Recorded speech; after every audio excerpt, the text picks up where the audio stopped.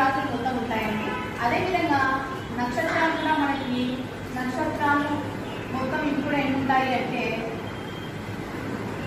27 నక్షత్రాలు ఉంటాయి. అదేవిధంగా ఒక్కొక్క నక్షత్రానికి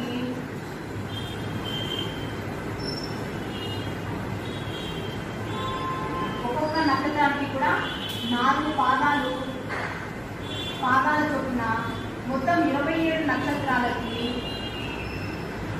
ఎన్ని పాదాలు ఉన్నాయి అంటే 108 పాదాలు. సో అదేవిధంగా 9 పాదాలకు కలిపి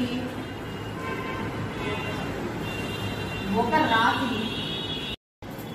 హాయ్ అండి, నక్షత్రాలు మనకు మొత్తం 27 ఉంటాయని లాస్ట్ క్లాస్లో చూసాం కదా.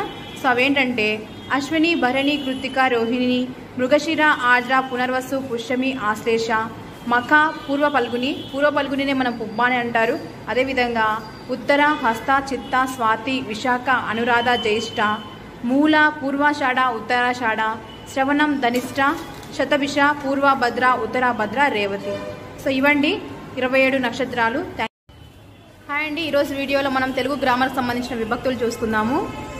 సో డు, మూవులు ప్రథమ విభక్తి, నిన్, నున్, లన్, కూర్చి గురించి ద్వితీయ విభక్తి, చేతన్, చేన్, తోడన్, తోన్ తృతీయ విభక్తి, కొరెకున్, ఖాయ్ చతుర్థి విభక్తి, వలనన్, కంటెన్, పట్టి పంచమి విభక్తి, కిన్, కున్ యొక్క లోన్ లోపలన్ షష్ఠి విభక్తి, అందున్, నన్ సప్తమి విభక్తి, ఓ, ఓరి, ఓయి, ఓసి సంబోధన ప్రథమ విభక్తి. తెలుగు గ్రామర్కి సంబంధించి వెరీ ఇంపార్టెంట్ ఇవ్వండి. సో డు, మూవులు విభక్తులు అన్నవి. Thank you.